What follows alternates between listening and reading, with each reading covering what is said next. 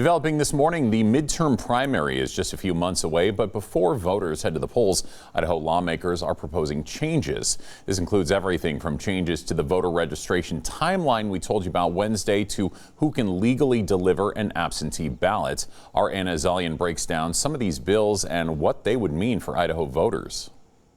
The list of proposed legislation related to elections in Idaho is growing. This is all part of a national trend of state legislatures reconsidering everything from election security to accessibility.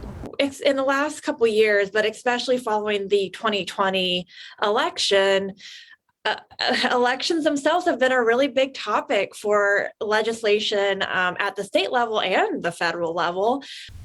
The Senate State Affairs Committee voted Wednesday to send two bills introduced by the Secretary of State's office to the Senate floor with a due pass recommendation.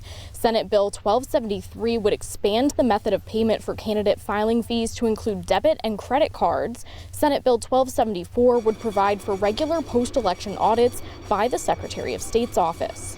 Idaho is one of only 7 states left in the country that don't have mandatory audits on the books or a process on the books statutorily to handle that after an election.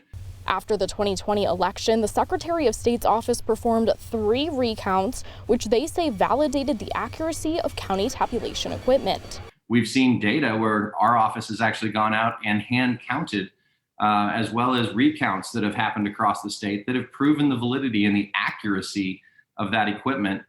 Even nationally, there is no evidence of widespread voter fraud from the 2020 election. And in general, it's such a low rate that it's not affecting election outcomes, things like that.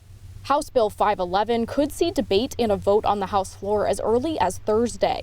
The bill would require candidate names to be rotated on ballots for any race with more than 100,000 registered voters.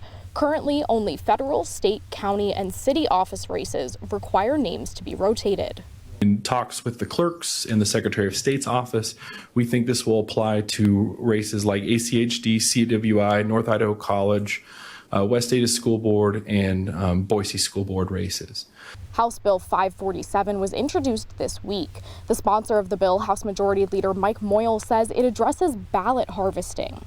One concern that has come up is with absentee ballots or voting by mail is whether people are collecting ballots and then going and dropping them all off at a drop-off box or something like that.